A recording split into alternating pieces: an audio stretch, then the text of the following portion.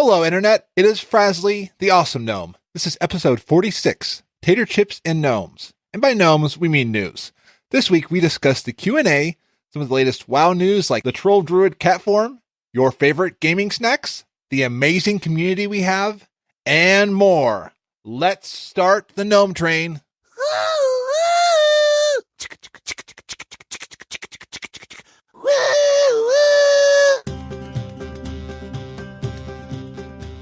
Welcome to Frazzlecast, a podcast by a Blizzard fan gnome about World of Warcraft and geeky stuff. We are recording live from a tavern. Each week we are joined by awesome people from around Azeroth and beyond. Our guests tonight are Navox. What's up, guys? Hey, great to have you, Navox. Yeah, thanks for having me on, Frasley. Oh, absolutely. Thank you for playing hooky with the raid team to come join us. Oh, they're in there. They're pushing it right now. They're in Mythics right now. Yeah. And they're probably like down Argus tonight and get their achievements. Yeah. But it's great to have you. And we're also joined tonight by Zephirah. Aloha, nerds. I still have Lady Emma's lock cookies, but I think they're meant for Rathian.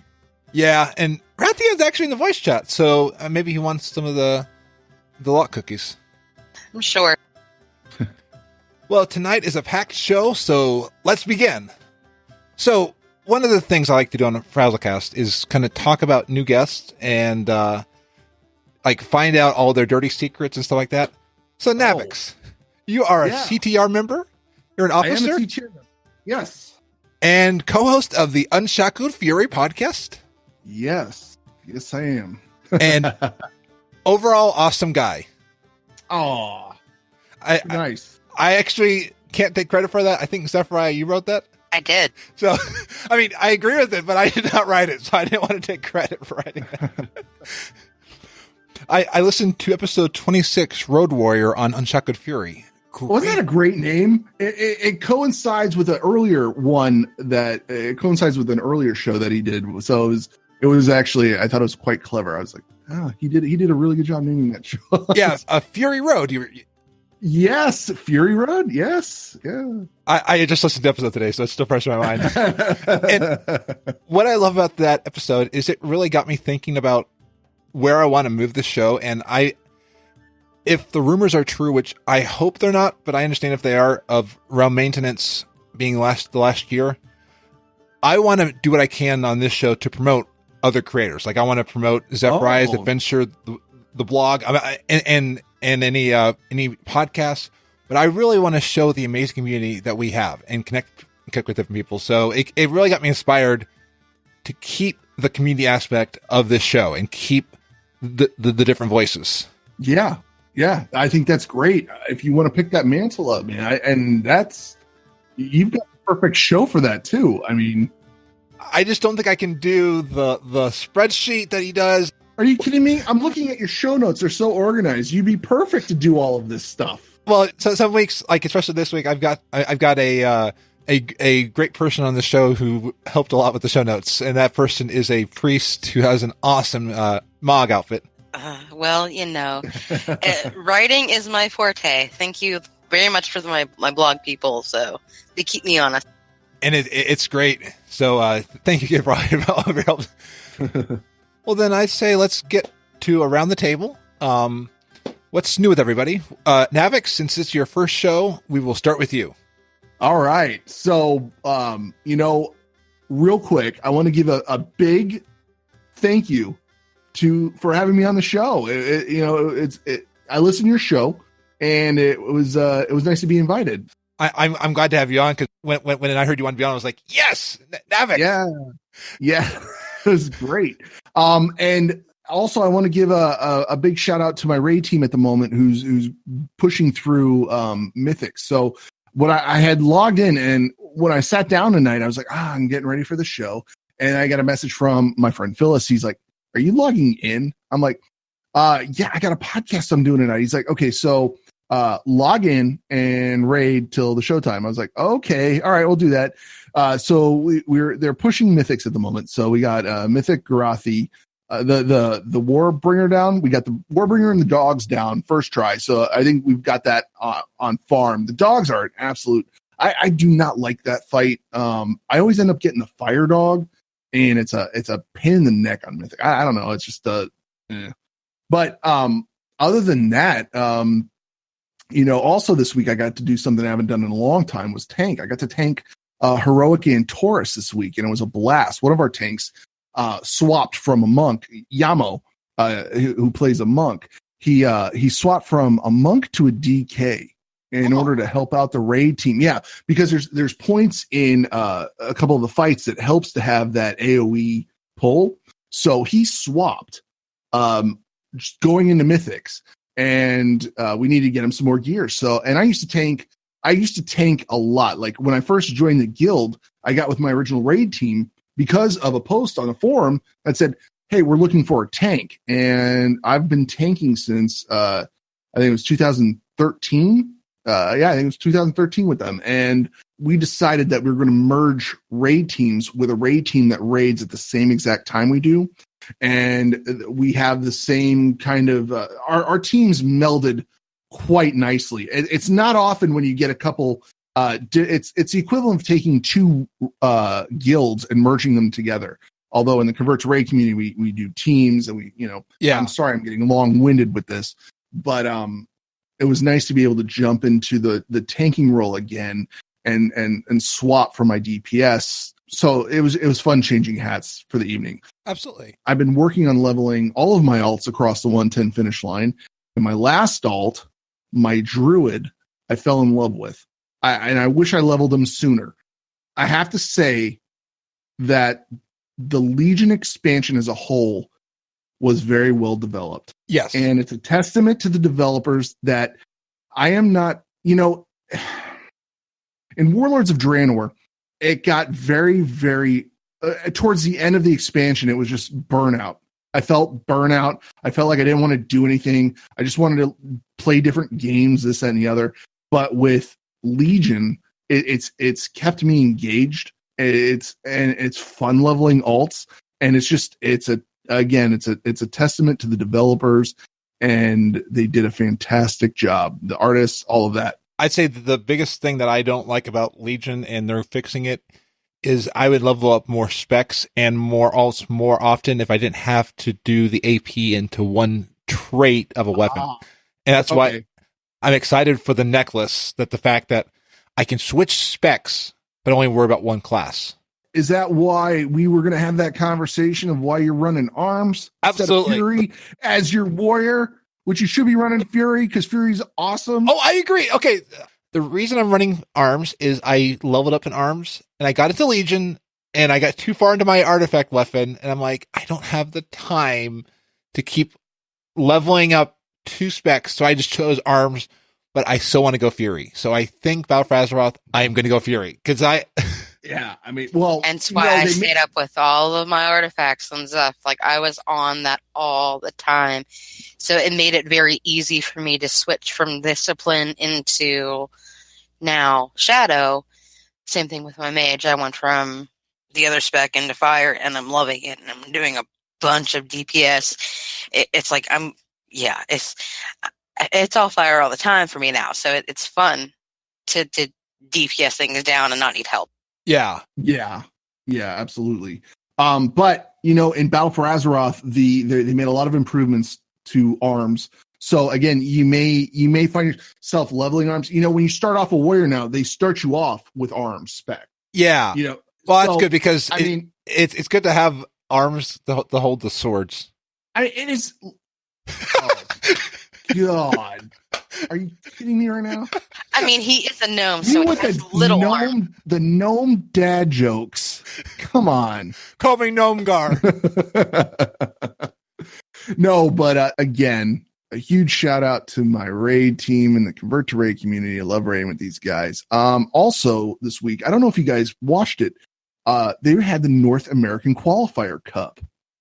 Did you guys watch any of that? The PvP North Qualifier Cup on Twitch? I'm more interested in a little bit of it. You're more interested in the PvE aspect? Yeah. Okay, so what I have to say is this. They're doing a fantastic job of the coverage. I'm a scrub when it comes to knowing, WTF is going on with PvP. And the announcers were doing a really, really good job, especially Zico from Method.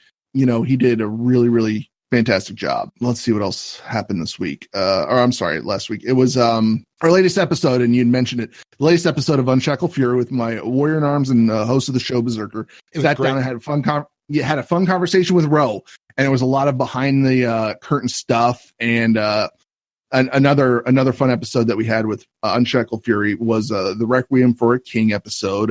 We paid tribute to our fallen king, King Varian Wren. The episode before the Ro episode, we got a new sponsor towards the end of the show. You gotta go listen to that episode. It's the episode right before Ro. Just listen to the show all the way to the end. You'll hear a sponsor. I think you get a kick out of it, Frasley. Okay, I really do. But other than that, I saw a really, really neat article. I wanted to mention it. It was by Ammunition about Streaming 101. And if you go out to her Twitter account, she has it listed out there. She breaks down a lot of really good information on streaming and Twitch and social media in general. Yeah, I saw this one on Medium, and it's actually going to be in the show notes because it is a great one, and I think it applies to more than just streaming. I mean, it really does, because it actually made sense, because there's a lot of things that I was trying to do with social media and Twitter that she covers. Like, I love everything to match, and I can't get everything to match unless I have some crazy underscore in my name. So I have to make some adjustments to, like, look, I'm never doing this full time. I just like to have a conversation when I'm doing Twitch or, Twitter, things like that. So, a lot of good info in that document. Yeah. And I work in IT, so streaming and, tech and gaming, it's all my jam stuff. But, I think that's enough about what, for me. I'd love to pass this over to Zeff. Zeff, what's going on with you? Well, this week I ran a bunch of old raids, and the Lich King is still being mean to me so many years later. The mount must really be invisible. I guess. Because I bet it drops more than we realize, and you're right. It's invisible, so we don't see it. Are you doing the Shadowmourne quest? Or not the Shadowmourne? Not Shadowmourne. The I forget the name of that legendary. Are you working on that quest line in ICC? No, not at the moment. I may later, but it's like, I'm more into collecting things, mounts and pets. And right now, to kind of give you an idea of my level of collecting, I have 630 some odd pets. Wow. The vast majority of those are at 25. And I am on the realm among Horde and Alliance players. I'm number 93 for just pets. Okay. So I'm really close to 250 mounts. Wow. So I mean, but I guess I don't get invisible because I've been stealing Emma's log cookies that were really meant for Rathians. So raided with rubber chickens. That's always fun. Looked into how to improve my DPS, which, that's great. And guys, if you're ever not busy on a Thursday night, the Entor bus with a couple of my guild, our guild mates, and from the rubber chickens, run that on Thursday nights. So go ahead and get some loot. It's fun. Snuggle guts, heads that. And with that one, I would definitely be on there if I wasn't doing the show Thursday nights. But yeah, definitely get on the Entor bus if you can. And you can always catch the show at a later date. And if you are watching live, please pay attention to Silverbolt. Please make sure. I find it difficult to do raids and listen to something live. So, yeah. Yeah. Now, as far as my blog stuff is going on, I did a huge post on Monday about Evanescence. They're going on tour this summer, and I'm absolutely ecstatic. I'm going to try to get some tickets for that. Shout outs for Jules for the upcoming community spotlight. Also for Anne for the blog spotlight. And Halinka, dude, since we were talking about PvP, that man tossed out some tweets this week, or this past, not this past Monday, but the Monday before.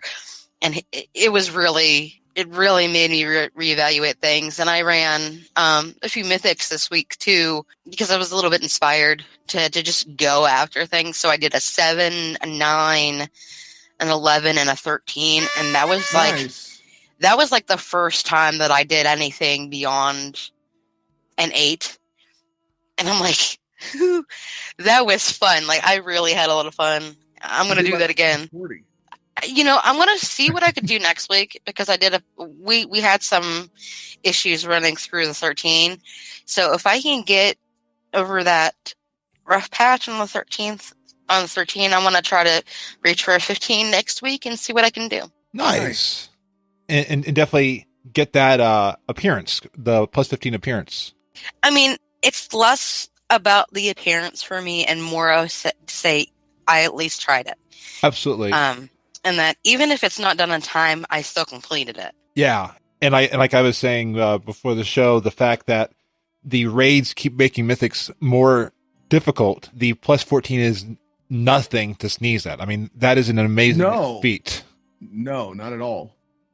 And the funny thing is that for the longest time, near the beginning of the expansion, I was just so nervous to even try until I got a push to try early.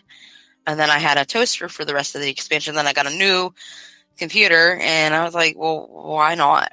Let's give it a shot. And I actually did pretty good.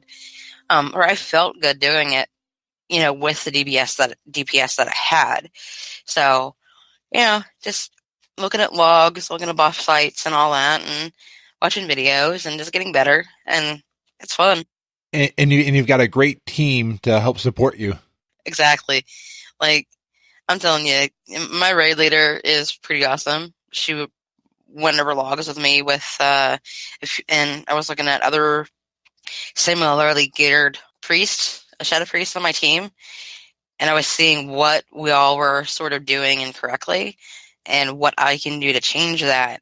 And if that helps my team and me move forward, then, that's a win.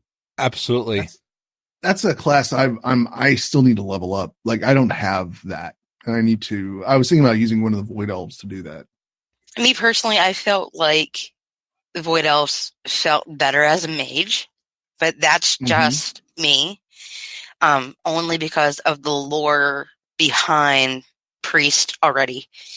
And plus, not only that, but I have a big story already for Zeff, sans Void Elf. I don't even know if they can be priests. Actually, I just said that. Like, I thought they can be priests. Oh, they can. Okay, I knew they could be a hunter, and I was like, I need a hunter and I need a priest. But then we're getting the Cultirians, so I'm just like, and the Void Elf priests might change some stuff in dialogue in the game. That's all I'll say. Yeah, I see big things for next expansion. So, I'm just waiting for some of them old gods to come back. Absolutely. For that battle. Yeah. Like, who do I gotta kill next expansion to get my Dadgar back? Yes. So nice. That's awesome, Zephirah. And I'll have a link to your blog post in the show notes as well, because that was a great post. Thank you. So this week I've been working on some different things. I'm getting ready for my week in Colorado for college. I got to speak in front of an audience. Can't be more difficult than speaking to a podcast audience. Nah, no, not at all. I mean, they're right there in front of you. What could be hard about that? Yeah. Just imagine your little gnome friend in the back. Yeah, I'm gonna imagine all of you there, just imagine yourself naked on. Wait, no. You imagine all them naked on. No. Wait, how does this work? I'll imagine that they're not there. I'll imagine that. But I have a bunch of podcasts queued up for release, like the next Fraz report, not the one coming out tomorrow, but the next week. Have some special guests like Tom from the Blue Recluse, Zephirah, and Polly from the Summoning Stone. So awesome. I'm excited for that. I found out tonight on my way home that I must have walked a lot in my shoes. What has a hole right through it to my insole? What? Yes. I was like, I wasn't driving, but I was riding, and I felt like my shoe feels weird. Well, you drive a Flintstone car then, right? Yeah. Because you walk and then there's a Flintstone car. Because it was like the weirdest thing. I'm like, I put my car, I'm like, there's a hole in the bottom of my shoe. Well, every day there is a walking to get coffee picture every day. So I imagine those shoes at some point. I mean, 2 years, yeah. I think he's really addicted to coffee. I think he needs an intervention tonight, And he Navox. probably walks faster after getting the coffee too. Yeah. So that's where the wear and tear of the shoes is happening. I mean, Yeah. it's exercise on, man. And I applaud you for walking every single day. It's how I get up my nervous energy, because I can get really energetic. So it's, if you think I'm energetic now, before I started walking, you should have seen me. That's how I get my nervous energy out. I go and go get caffeine. That's what I do. I still believe, I think it calms me down. But yeah. You know what? It probably does. It probably does. Which is scary. Yeah. So I got shoes coming, which is good. I found out before I was leaving. Nice. And I've got size 15 feet, so I have to order my shoes, but thankfully I can order them on Zappos. So I love Zappos. You're a giant. You're a giant gnome. I'm 6'6" with size 15 feet. So tower over me, man. Well, I'll probably be the next allied race. Yeah, you'll be as tall as Kiltorn or whatever they're called. Yeah. And I'll have good posture, so we don't even need the barbershop. I ran Emerald Dream normal with CTR. Had a lot of fun. I kept belching. No, I used to see the Goblin Gumbo, and Tao from CTR was just laughing because I was making them laugh. We were at the summoning stone and bring people in, and I was just messing with all the toys. I mean, no, I love toys. I also ran Mythic Nighthold with your raid team, Facepole. Yes, you did. Yeah. And Seinfeld add-on helps a lot because I kept dying and Seinfeld would play. It's an add-on that I don't know if you're aware of it, but like Raiding with Felicia talked about it on one of their shows. And when I add it, whenever you die, it just plays the Seinfeld song. So it makes you feel. And that's all you need. I love that because you said it in the last show, and I cracked up while I was driving home. I'm like, oh, that definitely would make raids more interesting because I would play it over the mixer that I have with my raid team whenever we'd wipe. I'd play that one and the I Hate You Guys by Cartman. So whenever we'd wipe, I would play those two. So nice. So yeah, that's great. I like that that's an add-on now. And I am so glad you came in, Navox, because we were having issues with the botanist. You came in and we wiped it. Or we didn't wipe it, but we wiped it off the map. Please, I'm amateur hour with me, man. That was but yeah, that was a lot of fun. That was a lot of fun. I love going back and hitting the old raids on Mythic. You know, it was fun. And I learned a lot from that one. So I learned some good mechanics, and they were very forgiving. Not the mechanics, but the people in the group were very forgiving. So I appreciate it. Yeah, Facepole, like the whole group is very, very understanding. I any raid team that I've raided with in CTR, it's been a blast. Like I've never had a bad experience in a raid team in CTR.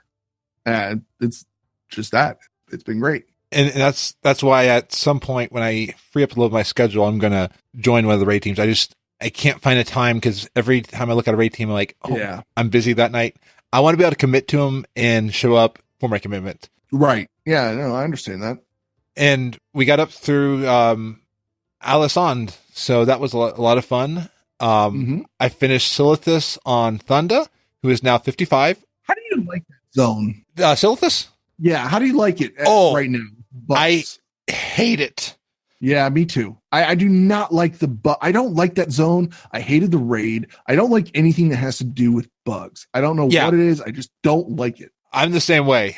I will smash all those bugs. I hate them, but I hate going down there and spending time. I don't like Silithus. And I don't like Silithus either, but I liked Pandaria and the Klaxi though. Yes. It just seems weird to me. Like I don't know why. Okay. It felt different to me. So very different.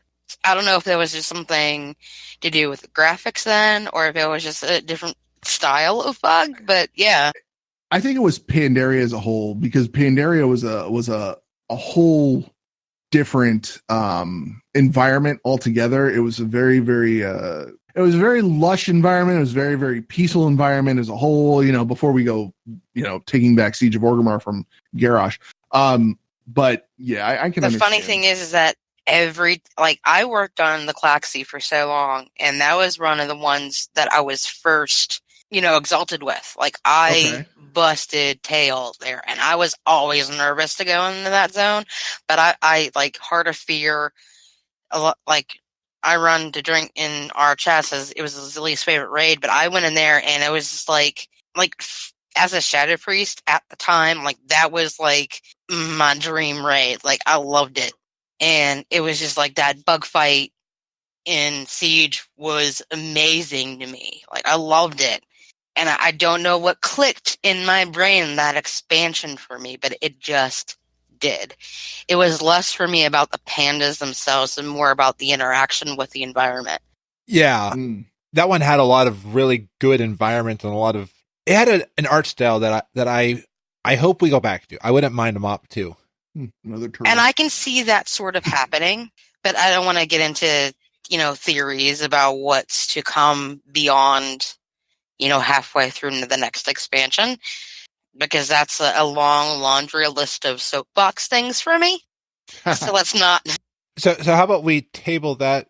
Because I would love to actually explore those. But yeah, as we get closer to the next BlizzCon where we'll have an expansion, let's definitely bring that out because that would be an awesome thing to kind of unpack and explore. Yeah, like I'll let you into a little bit of a thought in my head. We have more than one more old god to deal with.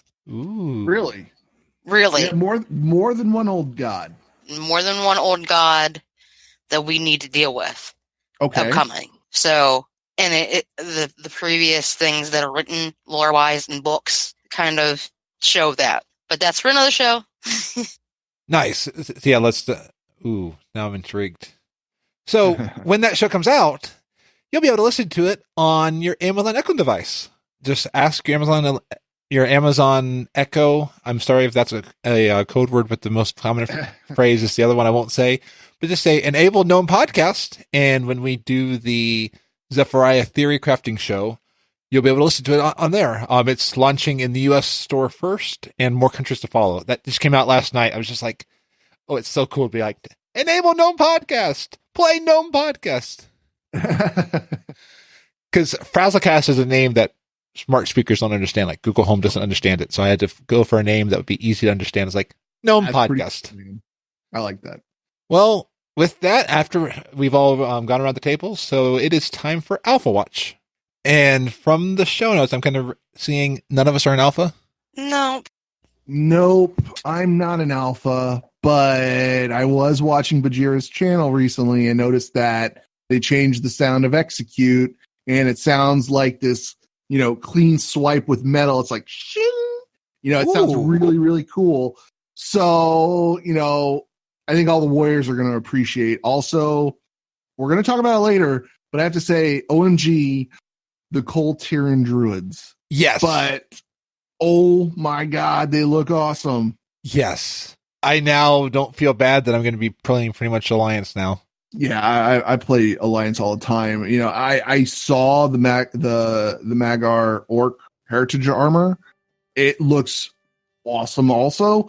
I don't have the time to level up a Horde at the moment to 110 and then, get all these other things, even though they're not out yet. I'm just saying. Yeah. So I'm not going to spend a whole time. I'm not going to spend a whole lot of time playing Horde when I've got my main tunes that still need attention. But, absolutely. I'm the same way. And Alpha has opened up island expeditions, so they're on testing. Nice. And the upright orcs can now change their posture. Yes. So when they're standing... Oh, we had the barbershop. That was just another orc becoming upright. Sounds painful. It is. They change their posture right now where they are standing up, but when they enter a battle, they're back in their, it looks like they're in their haunched over, and it looks like a battle stance anyway where they're at right now. So it looks really good, So in battle, they're no longer hunched up? Right. In battle, they go back to the model that they're in right now. Okay. So it makes sense. I mean, and orcs look really cool. Like if you've played an orc, I only have experience playing warriors. I level warriors. I level my alts. I have a lot of alts. They're all melee characters. Every single melee class, I've got one maxed out. I love melee characters, but I level warriors. Orcs have a really cool fighting stance. They have a really cool animation to them and things like that. So, yeah. I played an orc mage that drove me bonkers because of the posture, because my Rome dance instructor always wants me to sit up straight, and hopefully I'm sitting up straight for the podcast. But the orcs it infuriated me, so I made it into a human mage.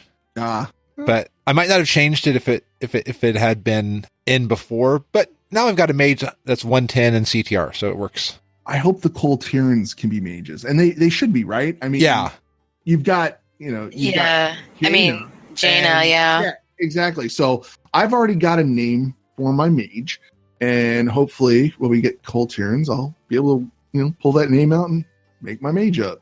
And I'm speculating, because I was looking into the history of Colteran druids. What if this opens up the way for gnome druids? Oh no. No.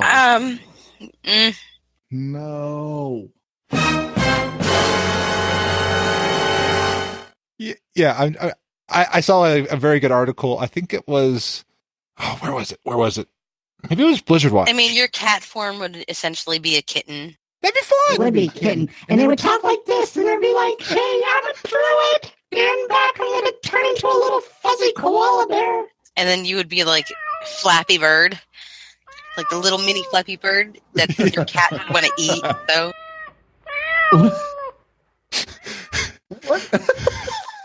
I think with that, I'll move us. Yeah, Flappy. You know what? Zephirah, that'd be awesome. What if we had like a little Flappy Bird mini game? That'd be awesome. Okay. Yeah, let's move on to our next topic. So, Navox, you said that when you came on the show, you wanted to talk a little about the 7.3.5 leveling changes. Oh, God. Yeah. So, you know how much I've tested that out? How much? None. Okay. None.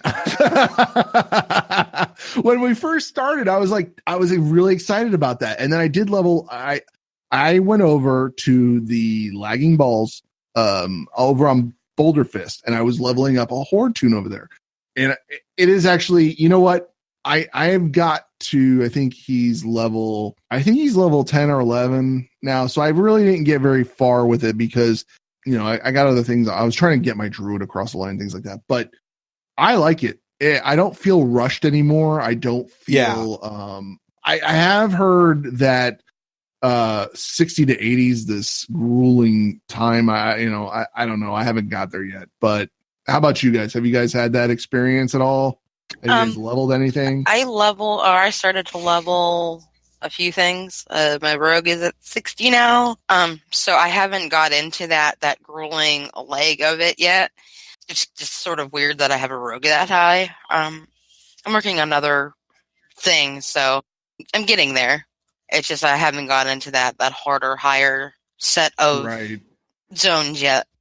Yeah, I'm similar. Thunder's almost to 60, so I'm enjoying it. There's a couple areas where, like Red Ridge Mountain, the end quest is bugged right now with scaling. Some of the quests are a little bit more difficult. I like how I don't have to feel like I'm min-maxing, because for a while I was using Zygor Guides, which was a pay add-on. Oh yeah. And I love not having to do that now, because I could just kind of go wherever I want to go. And like it was a Winter Spring, I finished my last quest, open up my world map. Okay, my next quest is over here on this part of the map. So it's kind of nice that the game tells me where to go. Dude, Zygor Guides. Yes. Oh my God. Like I remember paying for one of those like back in the day. Wow. Yeah. Now that money, instead of going to Zygor, now goes back into Blizzard and yes, and all of that. So you get your raw shinies there, Frasley. Absolutely. And now I put that money into like Trade Scum Master. It's like replicating parts of the app. I'm now doing, and I also have put it back into like Patreon. Like I upped my Azeroth Roundtable to be part of the Murloc Club. So I'm giving back some of the money I've put into stuff like that, into creators and WoW. Before we move on to the next thing, Zephirah, on our Frazzlecast test stream, you had a really cool backstory for Malimu. I wanted to bring that up because it's a really cool story. Malimu, she did kind of give you a small introduction to her. She is my Tauren druid, and she has interacted with Zephirah, which is Alliance at this point. She's an elf. And to give you a little bit more, Zeff and her long journey between Gnome and her current form on the Alliance, which is the elves here, how she got there was she shapeshifted. Kind of sort of like Chromie. She went into a dragon, and then she went berserk, and then she went into elf form. But as she was in her dragon form, Maui, being the nut job Tauren that she is, with the High Mountain Taurens, found her perched on a tree, and they were gathering fruit through Ongoro Crater. And Maui found it to be interesting that this dragon was up there. And it was just like, she had this basket of, you can kind of imagine the Taurens like carrying baskets on their heads, filling them with fruit and whatever. Right. And all of a sudden Maui like chucks this basket off her head, reaches into the basket with whatever fruit that she had available, and like literally throws her hand up right into Zeff's snout and feeds her the fruit. And it's a weird thing, but it's like, it's a story that, you know, I'm connected to druids that way. Like I've always felt like, especially Taurens, because they are so of the earth. Right. And seeing how that zone is, it's very that way too. Yeah. So it's like there's dragons, lizards, trees. So, and then she just continued to do that with Zeff until Zeff like literally popped out of the tree because she was chasing after her fruit and ended up hitting her head. But still eating the fruit, and Maui kept her as a pet for like a month. Awesome. Nice. I like backstories on characters. You did a great job. Yeah. Yeah. Zephirah's story is a lot longer after that, but she still has a connection to High Mountain. She has a connection to Gnomes. She has a connection to now Chromie and the Black Dragonflight. So it's all history and written down, and I really should put that on the blog somewhere and in the Blizzard's story forums. Haven't gotten there yet, but I should. Absolutely, because it's fun to create the story behind it, because that way you feel more connected to the character, and the character makes more sense in the world. Right. Let's just say she has a very deep connection to all these dragonflights, and it's really like some of these dragons, like she feels like they have gone absolutely crazy. They shouldn't have been abusing the world as they are. Wait, and then includes Chromie. Rathion didn't do anything wrong. Oh, well, Zeff thinks differently. Here we go. Oh, no, I'll save the Rathion news for 2 episodes for now, because we have an awesome email from Alessandra on Rathion. Oh, really? Awesome. Yes. I can't wait to hear that, too, because she does a great job with the lore stuff. And we're going to have Lady Emma, who loves Rathion, on it, so we're going to have Lady Emma respond to email. So it's cool. Nice. And thank you, Zephirah, for sharing the story of Maui Moo and a little bit of a glimpse into Zephirah. Yeah, but soon here, thinking mid-April, I'm going to start a series of Zeff's story, which will include Maui Moo, or this part of it, into her story. Yeah, because one of the blogs I liked was Hoggett. Do you remember that? Yeah. And I loved how he looked at stuff from the character in the world. So I find that stuff fascinating. Mm-hmm. So yeah, I can't wait to read more of that. And there's a bunch of blogs out there like that too, like how to write the story, how to do a story in game, and how to interact appropriately, depending on the time frame that's there. Yeah, like I learned to never call people by their name that I see. I have to learn who they are first. I kept messing up, like, hey! Unless you are in the interaction, and there's something that you know that they need to be called, but it's, of course, within that interaction that you would call them that. Yeah. Moving on to the next story, there's a new section of the WoW website. According to Wowhead, it hints at another MDI later this year. They said at the bottom of the page, it says, if you missed out on the Proving Grounds this time around, check back later in the year. Huh. And I actually want to pull up something that I saw in the Convert to Raid Battle.net News Stories channel.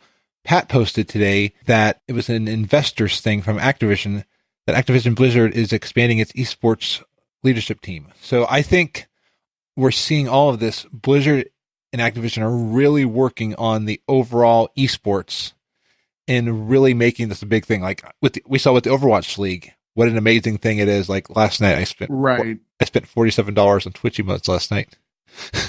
I wanted all of the Overwatch. Wow. I kept cheering and everything. If you cheer 100 bits, you get another Overwatch. And I wanted the Overwatch League Moira. I kept cheering because I couldn't get it. Then finally afterwards, I unlocked all 26 emotes. I was like, oh, I just spent. No. I thought you just wanted the WoW shinies, Presley. I did, but then it's on Twitch because look, on Twitch I can write OWL Moira. Uh-huh. There you go. Look, see, it's in Twitch. I see it. Oh, that's pretty cool. So I wanted that and all that, and I've got a Frasley Twitch emote coming. So I'm that's pretty neat. But yeah, so I think Blizzard's working on the esports, and I love that. And I love seeing people getting into the esports. And I'm one that, with all of the things coming out about football and concussions, I like that there's a sport where no one gets hurt. That you may have toxic players, and we'll save that for Battle.net Sports. They have because they'll do a better job than we would talking about that. But no one's really going to get hurt in esports. But esports takes a ton of skill and a ton of endurance. Like you see the people on some of the streams, they're sweating, and like they're just like exhausted. Yeah.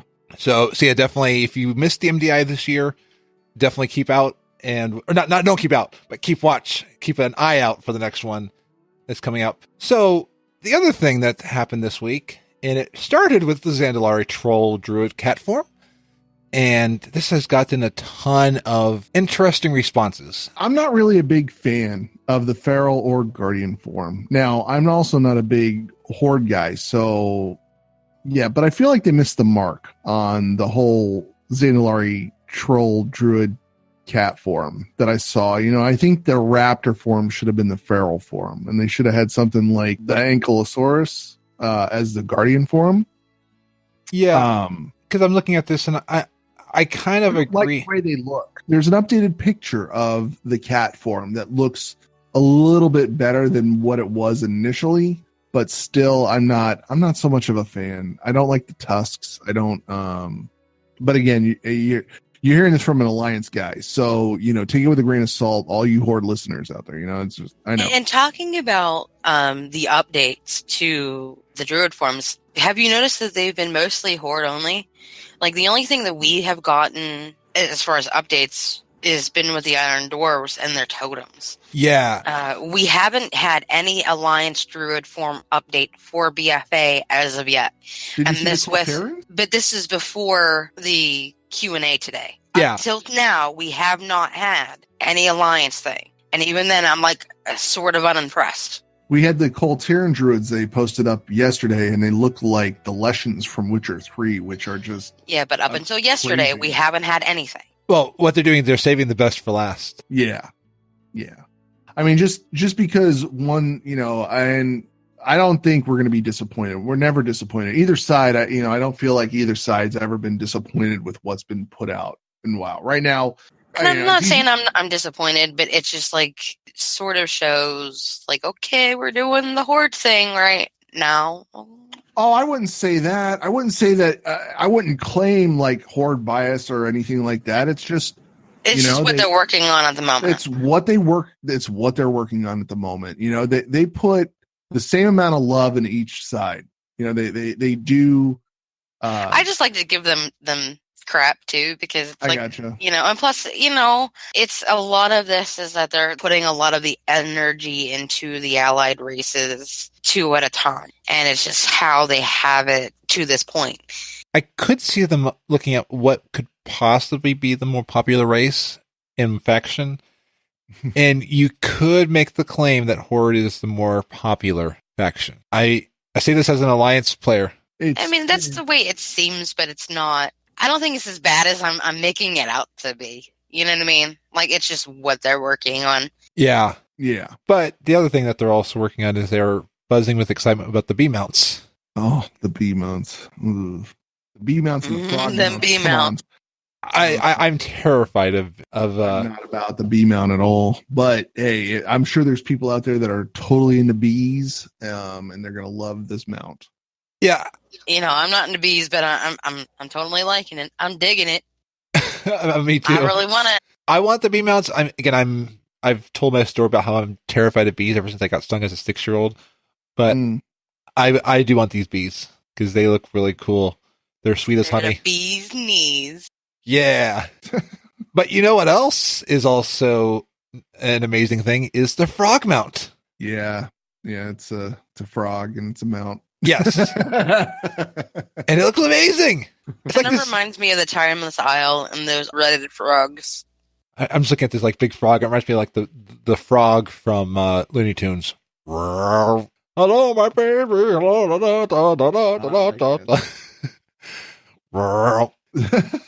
Ribbit. Yeah. There was a Q&A today. Yeah, that was exciting. Yeah. So yay, Colterans. Yes. We already even said it on the show. As right, systems in BFA are going to be similar to how we know the artifact system or knowledge system. So that's really cool. And prestige rewards, if you don't know already, since you've been hiding under a rock, they're not going away at the end of the Legion. It will still be attainable, other than what they've already mentioned that will be going away. That's actually pretty fun. Yeah, and like with that, they definitely do have the season rewards, which go away every season, and I understand that. I'm just glad that the prestige rewards I can keep getting, because there's some really cool ones. Just time to prestige.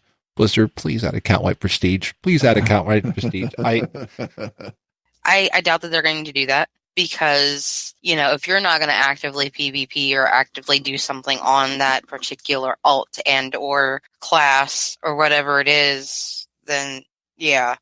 I mean, they don't just want to say, hey, here's a thing that you didn't earn. Yeah, I can see that. If I want to play a different class in PvP, I have to re-prestige again to the same rewards. It would at least be nice if I had like an overall account prestige.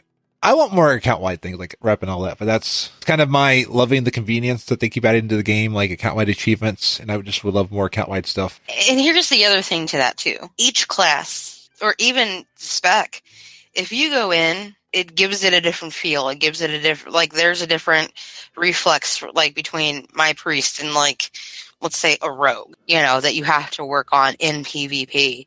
I have this weird or unique view on PvP because I leveled Zeff on a PvP realm. So that's why I don't want that, because I know the work that went into leveling her and getting all of those whatever things previous. So it took a lot of hard work, and I had to learn my class very quickly, and it's going to be different every time, or per expansion, even, each season. And that can even change with each BG, each thing that you run. So that is just the nature of PvP. Yeah. I don't know. I'm having fun with the PvP in Legion at the moment. But I'm a warrior, so the warriors have it a little bit nicer. We had it nicer with prot. We got it nicer with arms. Yeah. Oh, yeah. My preference in going in with, 2s or 3s as a other shadow and or discipline priest, I'd rather go in with, a warrior that knows what they're doing, a DK that knows what they're doing, a paladin that is very strong and knows what they're doing. Out of all of those, I'd rather go in with a paladin. That's just me, because I can play, I know more of paladins than I do the other classes. For tanks. I still need to get an 1800 rating. I need somebody to PvP with me so I can get an 1800 rating, just so I can get that two-handed sword. I want that two-handed sword transmog, the Alliance two-handed sword. That's what I want. Then either you probably don't want to go with me because I don't know what I'm doing in PvP. I try my. We can go smash some heads in, man. Then that'd be fun. Yeah, and Zephirah, if players are wanting to communicate their suggestions to the dev team, how can they do that? Ian did a really funny joke on this. He was like, Snapchat? No, not really. But yeah, it's basically what he said was rational feedback is always better than any emotionally charged feedback. Logs are always helpful to be specific with what you're going to fix, not just this generalization, when are you going to fix, paladins or X on X class. Leave it as a personal feedback. Don't try to convince these devs that everybody hates this, because that doesn't help. Let's say, for example, if there's a visual bug and you can take a screenshot of that, throw that on Twitter and say, hey, this is what I'm seeing, and I see this on every one of my tunes. This is a bug. Can you fix this visual thing? Or if it's more of a long thing that you need to have explained, and instead of doing 15 Twitter posts or tweets, go to the forum, explain it, say, hey, this is what's going on, and say, hey, this doesn't work for me, and this is why, and I think this is how we need to take care of it, from your perspective, so that way they can sort of see what's going on, because they have teams of people that looks at Twitter, that look at the forums. For example, Devlore is a community manager. He looks at these forums. That's his job. And they have a lot of those people to do that. Do it. Like, for example, I was just thinking of my spells as a Shadow Priest today. Like, some of these movement speed things, they don't feel quite right to me, but I'm not sure why that is. And I'm going to have to kind of figure that out and see if it's me or if it's the class, and just test and see what I figure out, and give them that good feedback on a forum post rather than just diatribe on Twitter. Mm-hmm. And I would say, when you post something, if you don't get a response, don't assume it's not been read. I mean, it might be dangerous to assume that it has been read. True. Right. But I know, coming from a content creator perspective, people read and hear more than I ever get told about. And I've had people tell me that they heard something I said later on. When people don't hear back from Blizzard on something, but Blizzard's actually been hearing this, Christy Golden had a really good post saying, don't assume, until you see the whole story of BFA, don't get upset. They hear all the feedback on the story, and she hears the feedback all the time. Yeah, don't assume that she has not seen it, or another person of that lore department, the historians, all of that, they haven't read it either. Yeah. Because I'm sure that they can go back and look at all of it and see oh, maybe there is something not quite right here. Let's fix it. And sometimes they can't say stuff, that they see your feedback, but they can't say anything. I bet she would love to say all this stuff and respond to all of her feedback, but she can't, because part of it's keeping it a surprise. Yeah. So it's like Taryn Gregory knew about the sword in Silithus months ago, because he has a picture. He's at a party putting it into a cake, but he couldn't say anything for months. But yeah, definitely be rational with the devs. And I like this. I like that part they mentioned about the personal feedback, but don't assume that everybody hates or likes something, because with millions of players, millions of differences of opinions and likes, there's stuff that I may like. Because you have that experience doesn't mean another player has the same experience. And not only that too, their experience may help your experience. So they could give you feedback and say, no, this is not a Blizz thing. This is a you thing. And this is what you need to do to fix it. Yeah. And I've seen a lot of that too, to where if someone responds appropriately to it, and then you go in and you're like, oh, okay, let me try that. And if it fixes it, then great. That's fantastic. Absolutely. Yep. Moving into one or two things on the Q&A, because the Q&A, there's a lot of good stuff, but there's so much stuff to unpack, and some of it's been said before. Crafting.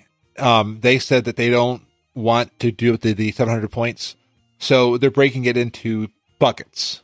So their example is base blacksmithing, then you get Northwind blacksmithing, Outland blacksmithing, which makes complete sense, because you're learning what that faction's, it's like you're learning somebody else's craft, and I like that idea. And plus that, then also, as Ian said in the Q&A there, once you learn that base blacksmithing, it can take you right into the Kultarian blacksmithing for next expansion.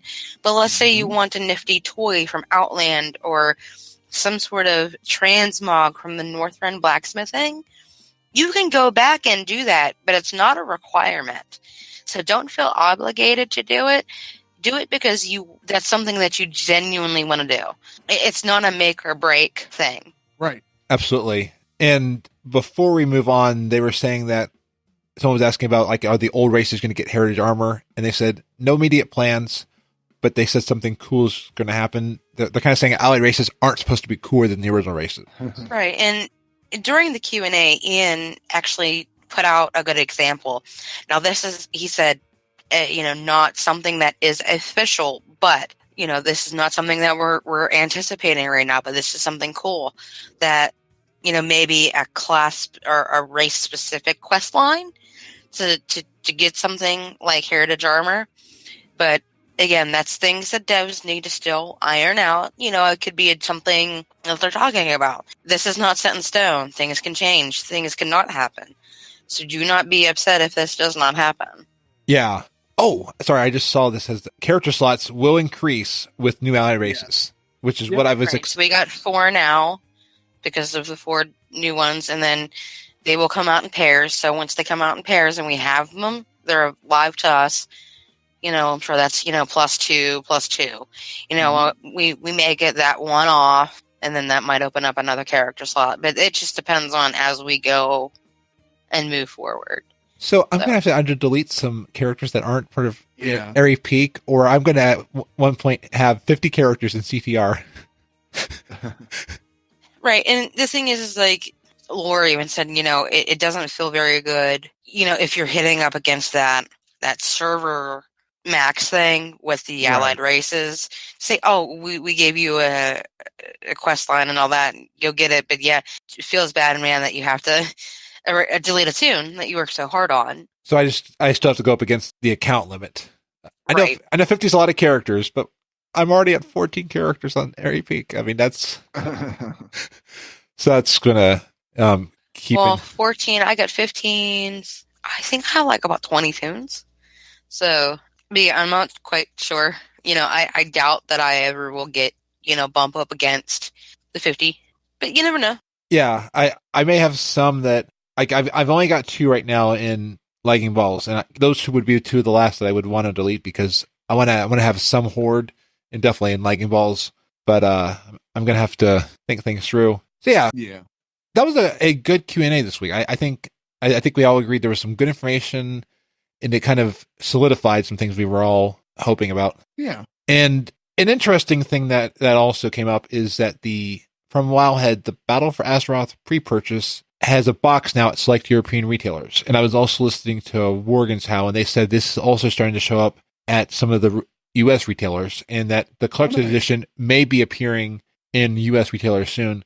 What I like about this is it lets you buy the box now, and you get a code, and you can upgrade it immediately. I mean, there's no discs, but my computer doesn't have a disk drive. And in fact, we were buying laptops this week. It was $500 for a laptop. It was $700 to buy one with a disk drive. Yeah, there's no reason to anymore, especially with the USB DVDs that you can buy if you need a DVD. For $25. I have a drive. Forever. I have a drive that's off my computer. It's a Sony one. I've had that for 10 years, and it still works. It's a fantastic drive. I don't even necessarily need it, because of all of the digital things that we do now, like iTunes, Netflix, Yeah. Digital age is here, boys and girls. And the only thing I want to see, I know Blizzard can do this. Next expansion, when you release the Digital Deluxe, please also release a collector's edition. I don't buy collector's edition, but I know it's very important for a lot of people. And I know a lot of people who have not been able to upgrade because they want it. It would be cool if you could kind of do this where you could buy in the Blizzard store and you would buy your collector's edition and you get a code immediately, and then they'll ship you a box later on when it's available. But that could also hurt their retail partnerships with other stores. I could see that. The thing that I can see them doing to change this, and I thought about this, and I think it was actually you, Frasley, that made a mention of this.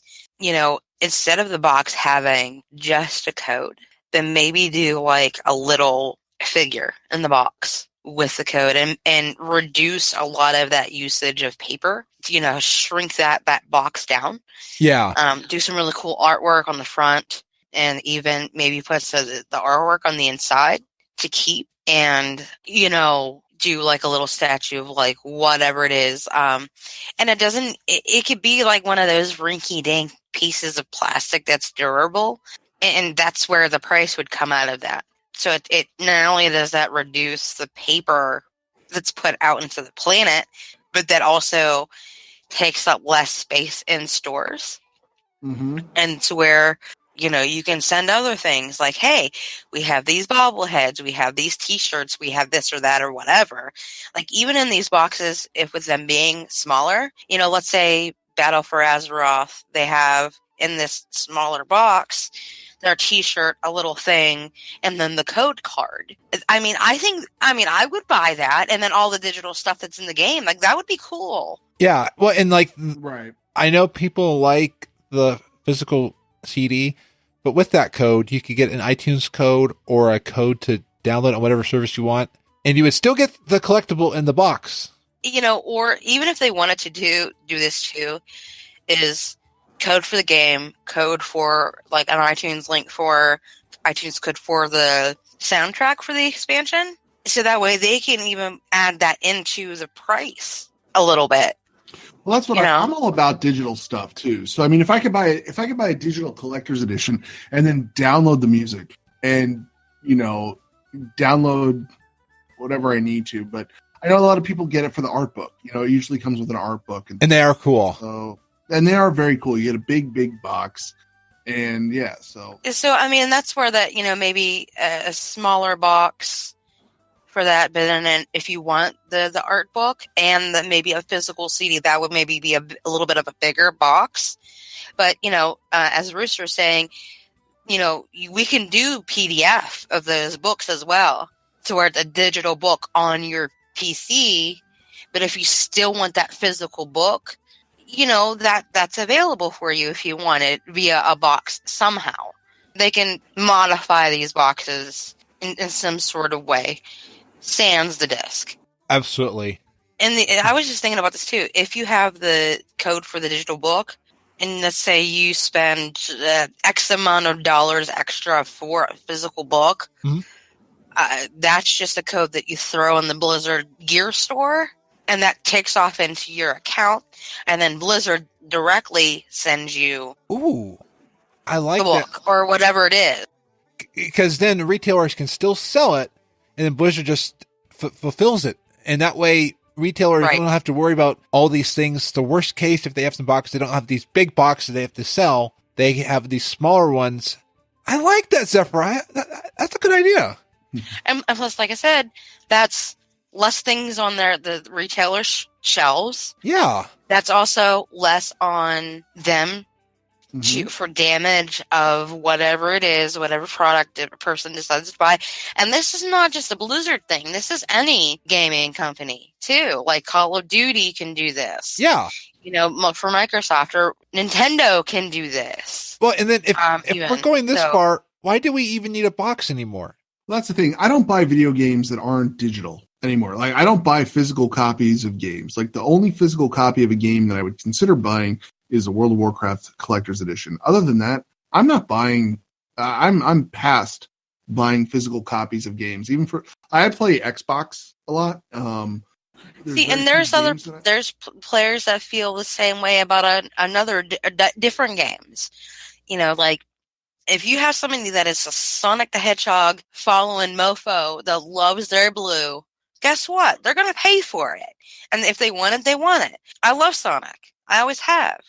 If they would say, hey, here's this whole digital thing, but yet, we can fulfill an order on like an art book, music that we can physically send you, then that's less on the retailer still and more on them because, they are vying for that attention. They are fulfilling themselves rather than, a third party, essentially, like EB Games or whatever it is, or whatever your choice of gaming thing is. It's more interaction between you as a customer and then Blizzard and or Microsoft and or whoever it is. Okay. They it's an investment between you as a buyer and then the investment from the company into, each other. Yeah, and like I can go into a GameStop, and if I want to buy a Nintendo eShop code for a game, I can. So I'm still giving GameStop money if I want to support them. Yeah, but he's still supporting GameStop though. Yeah, I don't go into a GameStop very often anymore. I don't support GameStop. But that aside, if I'm going to order a game and I want a physical copy, I'm doing that from Amazon. Or again, if I just want the digital version, I'm just and basically that's it. You know, if you buy it off of Amazon, you know, instead of Amazon having any of their grubby hands on that anymore beyond buying it from there, you know, for a physical item, they'll say, hey, this is sold here, but you also get this, which you would have to go to the Blizzard site or the Microsoft site or the Call of Duty site or whatever it is to get this plushie, this t-shirt, this whatever. Oh, I'd love to see a Call of Duty plushie. I can only imagine what that would be. Yeah. Can you imagine? Right? Big pillow for people to cry in. Right. But it is great, though, that we now have Blizzard World stuff. Because, like, I saw this Blizzard World shirt. It's like, I survived the Hellscream. Oh, can you imagine getting, like, a box of, like Blizzard World things? Ooh, like, yeah. Like cotton candy, whatever it is, flavored things, or, you know, like for Easter's coming up, jelly beans. Ooh. You know, and, like, themed around, you know, the Blizzard World, you know, like, that would be cool. Speaking of someone who spent so much money at Wizarding World of Harry Potter for stuff like this, I would be all for that. I bought so many Birdie Bots, every flavor beans and stuff like that, and butterbeer. And, like, when did you go to that, Frasley? When did you head down there? Multiple times. Like, I was there in 2010 when it opened up, 2012. I was just recently there in 2016. Oh, nice. Next time you're down in this neck of the woods, you got to let us know. Okay. And this past year, I wasn't in Florida. I'm hoping to be back in Florida again this year. Because, yeah, we could definitely. It's an hour. It's an hour from me. I mean, it really is. And I love, you know, the Wizarding, the Harry Potter stuff there is really cool. Yeah. And maybe by next time I'm there, Nintendo World will be there too. Oh my God. That looks amazing. Did you see all that? Oh, absolutely. The plans for that? Yeah. That's insane. So see, I keep saying Blizzard needs to make a real theme park. Yeah. Or go in with one of the parks that, like, I imagine they would fit more in with Universal.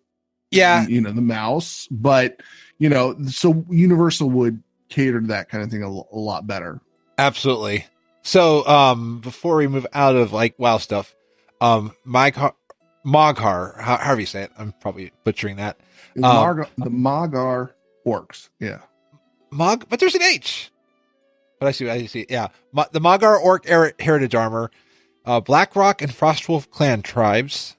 They now have tents for the different people. And one thing I found out from Alessander is the trial style is every 3 months. So nice. It's now a regular occurring event. So I'm definitely excited for that because I got the leather stuff for my druid. And nice. I was in a trial style with Zephirah. We did all this stuff. I forgot to turn in the tokens. Oh, yes. I still haven't done a trial style yet. Oh, it is so much fun, Navox. You should come play dress up with me. I hear everybody having fun doing it. Yeah, go in with the CTR group. Like, I'll let you know next time, and we'll do it. Yeah, we got you. We got you, son. Absolutely. But what we don't also have is we may not have Toys R Us soon. Oh, that's so sad. That really is sad, and it hits home. Oh, it does. Really does. As a kid, I loved going, like one of my favorite things was when I was a kid. I hung out with a friend, and the highlight of the trip was going and getting these Phantom Menace pod racers at Toys R Us. I know I like Phantom Menace. It's a horrible movie, but I like. Hey, you know what though? To each their own. And you know how old were you when Phantom Menace came out? 11. So it was my Star Wars in theaters. So okay, all right. Kids nowadays have it good with the good Star Wars. They have it good now. See, I remember when I was a kid, and honestly, I'm much older than you guys. So going to Toys R Us in 85, 86, and just, seeing the toys stacked from floor to ceiling. Oh. The G.I. Joes, the Transformers, He-Man, Mask at the time. It was funny because I posted something on Twitter where I had bought, I got a toy in the same Toys R Us, the same exact toy, 27 years apart, which was kind of cool. So I've actually walked into Toys R Us and bought this. I'm a huge side note. I'm a huge G.I. Joe collector. I collect the 3 3/4 inch G.I. Joes, and that's what I played with growing up. So I'm a little bit of a G.I. Joe nerd when it, outside of WoW. So, but Nice. But yeah, it's sad that Toys R Us is closing down, but It kind of makes sense. We kind of killed Toys R Us with Amazon, and they kind of killed it with their markup on stuff. They did. There's a lot of markup on things, but Toys R Us was also in a lot of debt too. Yeah. So yeah, it'll definitely be sad. And kids nowadays, when we get the new World of Warcraft Mega Blocks, they won't be able to go to Toys R Us and buy them.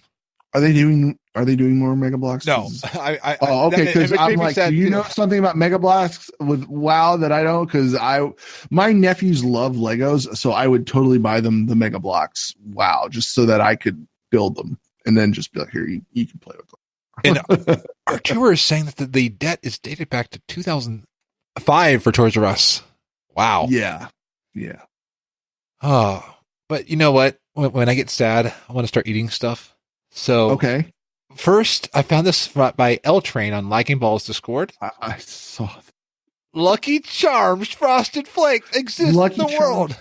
Yeah, I saw that and I was like, man, I have them at, like, you can walk in any grocery store and get them here too. So, yeah. The only thing missing is you'd probably douse them with Mountain Dew and just eat it that way. That sounds so good. I was drinking Mountain Dew earlier, actually.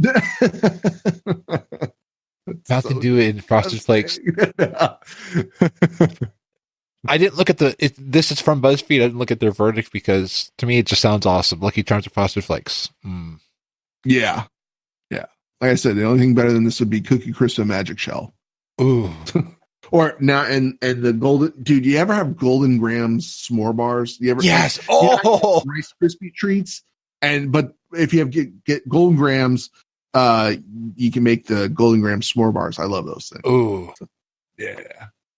Well, while I'm in the pantry eating these Golden Grams s'more bars, anything in here that you guys want to pull out? See, we already talked about profession changes. Yeah. A lot of these things we touched on, at least a little bit. And I'm going to probably save one of the items for like in 2 weeks, the Black Ops 4. We'll talk about that in 2 weeks. Are you a big Black Ops fan? No. I stopped playing Black Ops. I got Blops 2. I know I'm going to annoy people by calling it Blops 2. I got Blops 2 when I wanted to try out Call of Duty. I get in there. Right. That was good. 12-year-old insult my mom. I was like, I'm done. That's the Xbox experience, sir. That is the Xbox experience. I know. And that's sort of unfortunate. But these kids were just too good. And I was just like, so. You know what?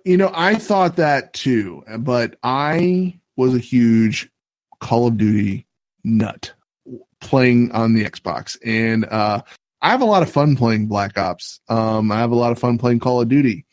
But I found out that I'm more calm playing World of Warcraft than I am playing Call of Duty. So there's a lot more tilt that goes on with Call of Duty than there is with WoW. I can see that, especially, yeah. And I guess maybe that's why I like playing WoW, is it's relaxing. Yes, it is. It's very relaxing. So then with that, let's get into our From the Community segment, where we will talk about some stuff from the awesome community of World of Warcraft. So the first thing we did was we were asking, what's your favorite gaming or raiding snack? And what are some of the snacks that you sit down and play with or raid with? And what do you associate with Blizzard games?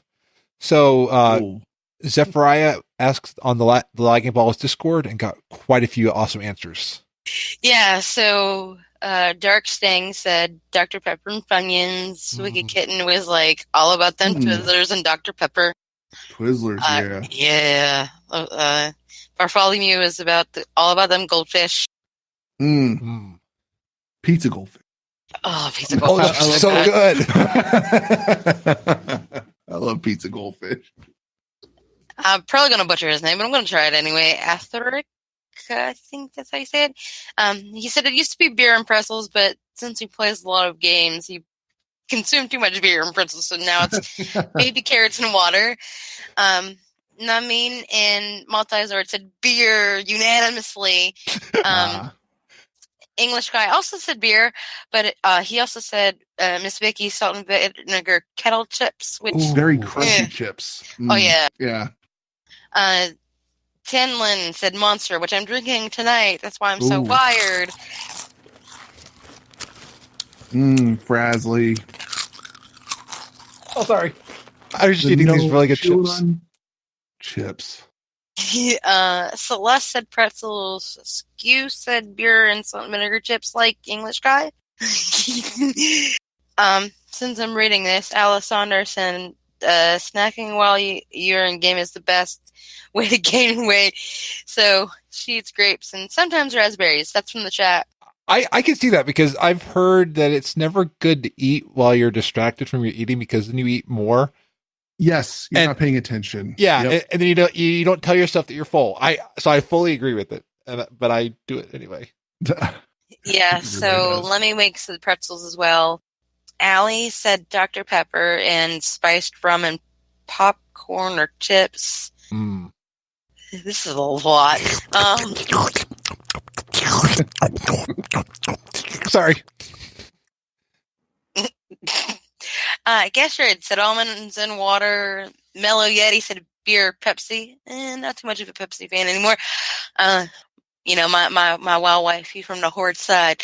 Said soup in a mug. Ardwick said coffee. More coffee and more coffee. I just like coffee. What can you say? I agree with you. I'm right there with you, man. Me too. Sis said it used to be monsters and cashew, but now it's water and rice cakes. Rip. Zip the said monster and jelly beans. Now Kara, my raid leader, said she seconds the baby carrots, but she has a pro tip for everybody. If it's messy, eat it with a spoon, a fork, chopsticks to avoid things getting on your keyboard and or mouse. Ooh. Spoon with popcorn, pickle slices with chopsticks, a fork, and the cream of Oreos so you can dunk it in milk. And she said she's also a fan of peanut butter cup Halo Top on raid breaks, and she said that she can, down that whole container within 10 minutes, and it's so good. I'm going to have to try it. I'm so down for that. Now, me tonight, since I'm, associating with Blizzard games and stuff, tonight's Monster, and I have some gum on me tonight. I'm just trying this new Tic Tac gum, which is really good. I'm liking it. So, yay. But usually it's coffee and something chocolate, like in the way of a cookie or a Pop-Tart or something like that, or Mountain Dew. Usually the regular, the blue one, or something salty like Cheez-Its or Doritos. So, I'm very much the stereotypical gamer and read it that way or eat it stuff that way. So, yeah. There's a really good podcast episode on the Wizard and the Bruiser on Mountain Dew and Doritos, and it's one on both, but they go through the history of it.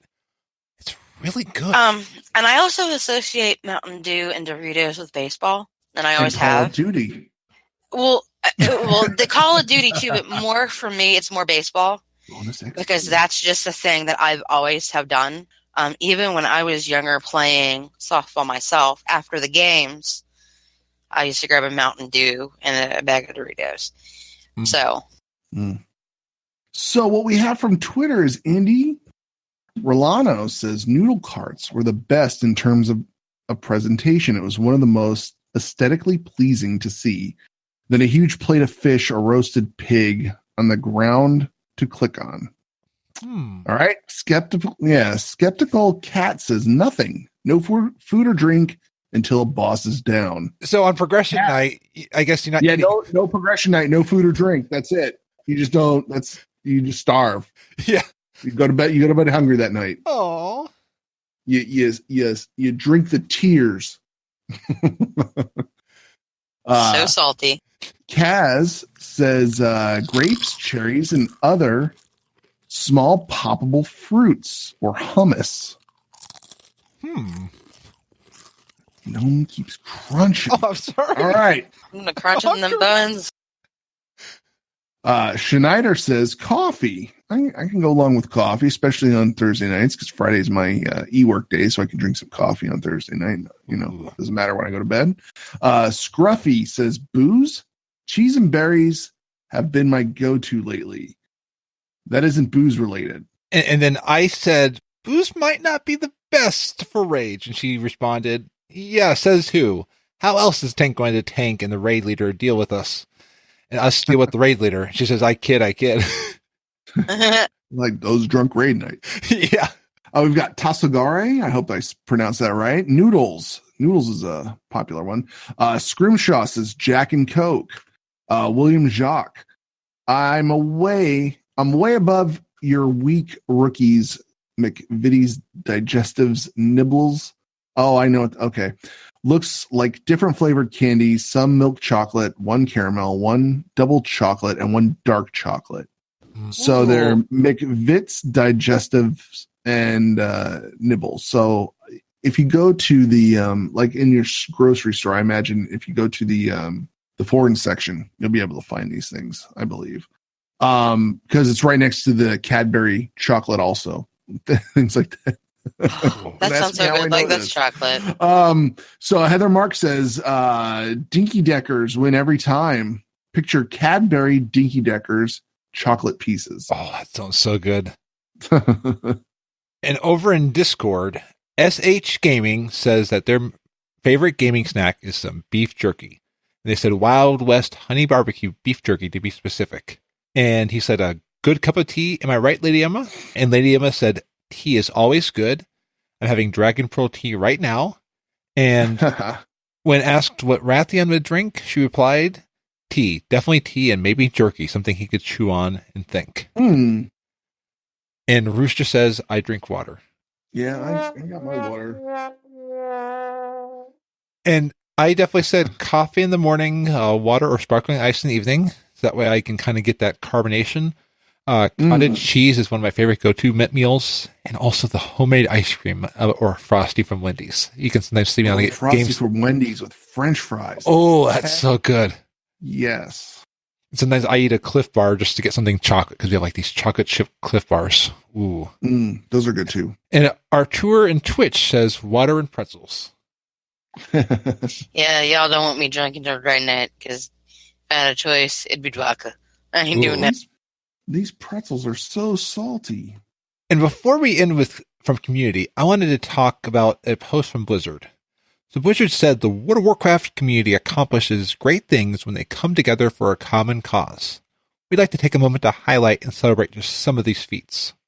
The Shadow the Fox charity pet and plush.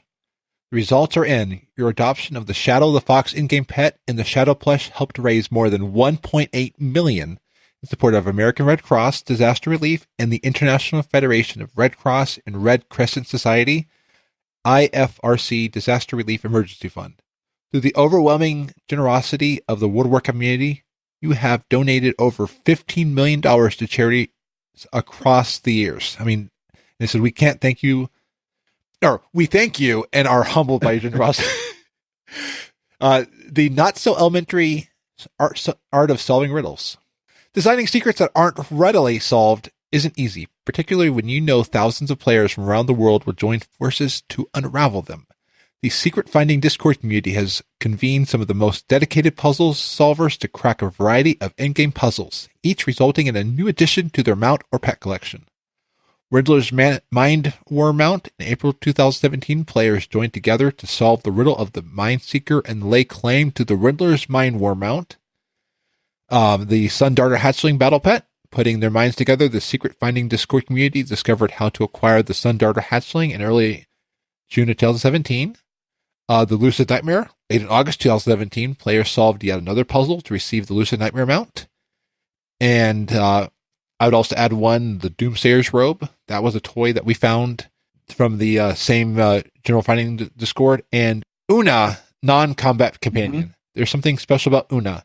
This non-combat companion is another discovery by the Secret Finding Discord community. And before we end on this, we also want to talk about that the World of Warcraft community continued to amaze with their charitable works this past year with the running of the Gnomes, running of the Trolls, and Ice Crown Challenge, just to name a few.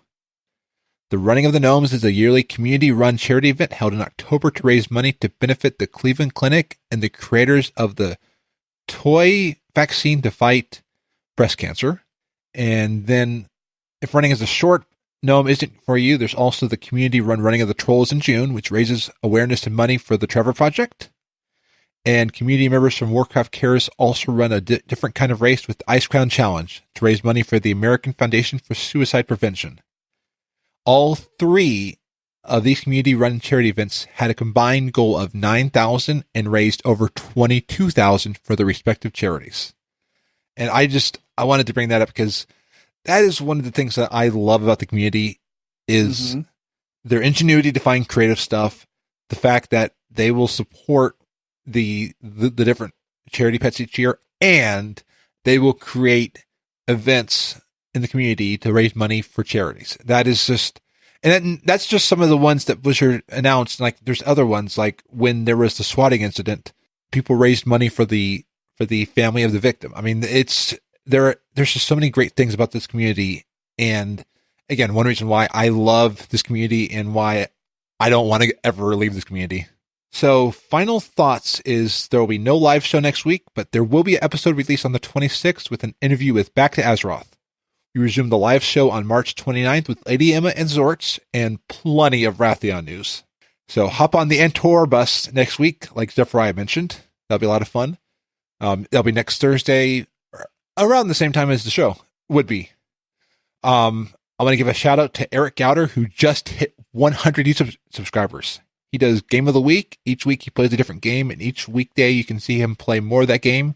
He's played GTA 5, Unravel, Assassin's Creed Origins, Overwatch, Inside, Roblox, and Fortnite. I think he's still playing GTA 5 this week, but check him out at youtube.com/Eric Gouder.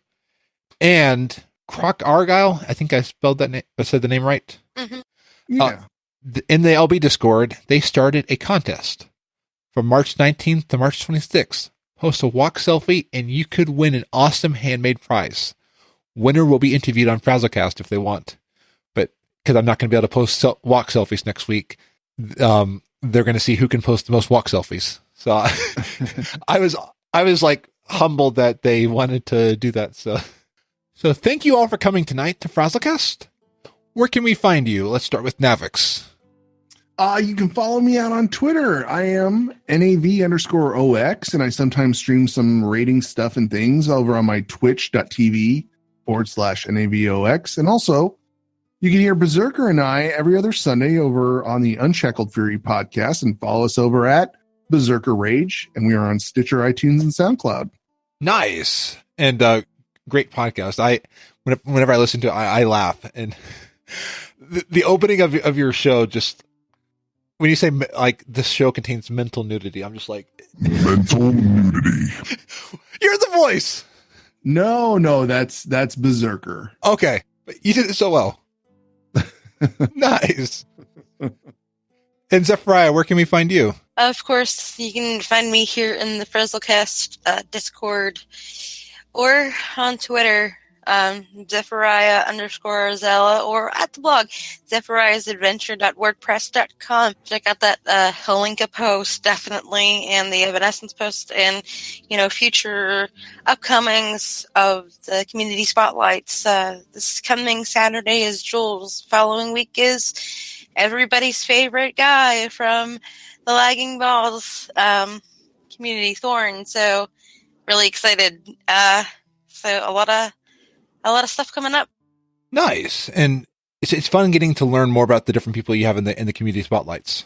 I've really been enjoying those. Yeah, and they've been wonderful. It's great people to do content, so I'd like to show them off as much as I can, because that all of these people make up a really good Warcraft community. Absolutely. Yeah. And definitely anybody out there, I always like to put the call out there. Don't be afraid to start something. If you feel a calling to do something creative or something to some project, don't be afraid. Most of the creators out there, if you ask them if they were afraid to do it, or if hearing on Unshackled Fury, hearing how Ro was wanting to do it, but didn't know how to start it, or if he'd be able to make a voice. And now look at him. He's like, as you said, he's the keeper of the scrolls on podcasts. Yeah, and if you're doing anything, Warcraft related or gaming related, or, have some sort of talent and or skill that you want me to cover on the blog, get a hold of me. Like, Twitter and stuff is there. Like, I would be more than happy to take a look at it and, write an article with you, even. I mean, I consider that a collaborative effort. Absolutely. Not just my platform because I have my name on it, but it's also yours. So do what you need. And you can find me at Frazzly.com, on Twitter at Frazzlytastic. I just found out that Twitter.com/Frazzly, the person's never posted, but I can't get the name. You can find the show at Frazzlecast.com. Get in touch with us. We'd love to hear from you. You can email us at show@Frazzlecast.com. Leave us a voicemail at either 1-440-536-3711. People keep calling me, but no one never leaves a message. Or on our voicemail page at frazzlecast.com/voicemail. You can tweet us at Frazzlecast. You can also join our Discord at sparksman.com for a discussion during the week. Until next week, be awesome. Orgrimmar chiropractors face unexpected threat to their businesses. It's the Overly Dramatic News. I'm Hunts the Wind. With the defeat of the Legion on Argus, it seemed that a long chapter of Azeroth's history was finally coming to a close. But while the battle may be over, some effects of the Fel still remain. The orcs of the Horde still bear green skin, and the crushing weight of years of Fel corruption has bent their postures and deadened the nerves in their backs. That is what makes recent reports from Silithus so intriguing. Some goblin mercenaries swear to ODN that they have seen green orcs walking upright. Goblins not being known for their honesty, we dispatched a reporter to the region to investigate. Her report is fascinating. A huge wall of metal rises from the ground amidst the insect nests. Spread around the area, golden globs of goo ooze from cracks in the soil. The air reverberates with what she describes as a feeling of immense pain. She sees an orc scoop up the goo and slop it onto its hunched back. The orc roars in pain, arches its back, and stands tall. His facial expression ripples from pain to confusion to amazement and finally to triumph. Her message concludes, the orc slapped his back, laughed, threw his arms into the air and bellowed, "It's the end of the world as we know it, and I feel spine!" Broadcasting across all Azeroth, I'm Hunts the Wind. Check out the archives at overlydramaticnews.com or follow me on Twitter at Hunts the Wind. Greetings, gamers. This is Mewcow, your guide in treating a common gamer condition called altitis. Curious about my favorite profession? It's easily engineering. Packed with the most fun items of any profession, engineering is the go-to choice when I lack a compelling reason for any other profession. For toy collectors, no other profession has the ability to craft as many toys, with the caveat that most require active engineering on that alt. For mountain pet collectors, engineering rivals leatherworking and tailoring the number of craftable mounts and pets. Besides toys, mounts, and pets, engineering also boasts a large selection of useful devices, both reusable and consumable. Looking for raid beneficial items? Engineering can craft repair devices, food processors, mailboxes, and even merchant and bank access for fellow engineers. The belt-mounted nitro boosts are a handy extra mobility option, and the cloak-attachable goblin glider and parachute give you a way out of plummeting death. You can also craft a number of teleportation devices for your engineering alts, and a large selection of goggles and guns. And if all this wasn't enough, there are countless more fun and weird devices, some with a goblin or gnomish lair to choose from. Who wouldn't enjoy swap blasting a friend to their doom, while hopefully bringing them back to life with a set of goblin jumper tables? If you have questions, tips, or want to discuss a topic further, find us on Twitter at altitis.net, and show notes can be found on our website, altitis.net. On behalf of the Alt Army, we hope you find this information useful in the treatment of your altitis.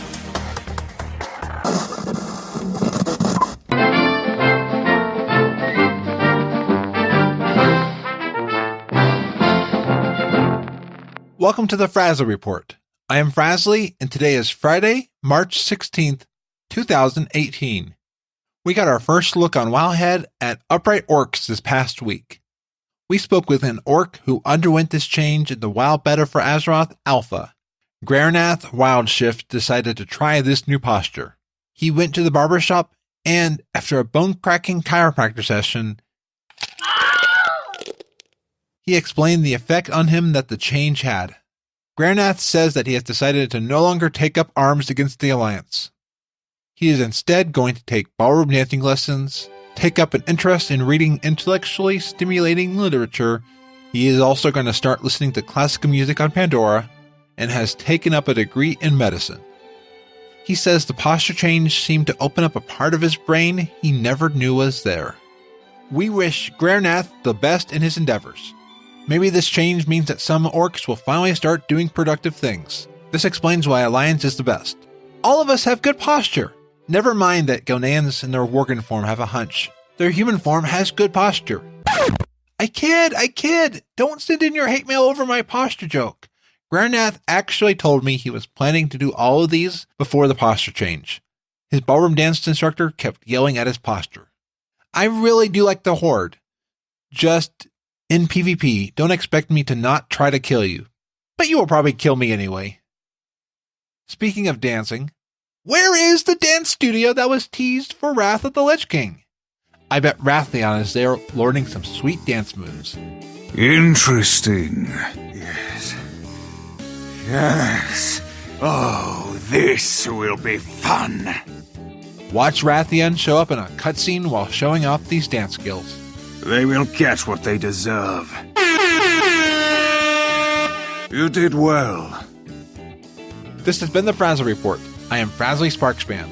You can find this show at frazzlereport.com. Until next week, be awesome. I think I'll go grab some lunch at the Blue Recluse. Maybe I'll run into Tom, Michael, and or Marty. Hi, my name is Joe Hogan, and I'm a geek. And if you're currently listening to this, there's a good chance you're a geek too. So check out my podcast, Geektitude. Each week, I talk with somebody about their geek aptitude. Sometimes I talk to people in a geeky profession. Sometimes it's someone doing something really cool with their geekiness. Often it's another geeky podcaster. But it's always someone who wants to share their inner geek. So join me each week as we come together to geek out about all the geeky stuff we love. And remember, this week, keep it geek. Frazzlecast is a fan podcast that covers Blizzard games. We are not affiliated with Blizzard Entertainment. Views expressed by the host and guests are their own. Some of the art, music, and sound effects come from Blizzard games and are owned by Blizzard Entertainment, Inc. No copyright infringement is intended. Want more awesomeness every week? Visit weeklyawesome.com. Weekly podcasts to make your week better. Remember to smile and be awesome.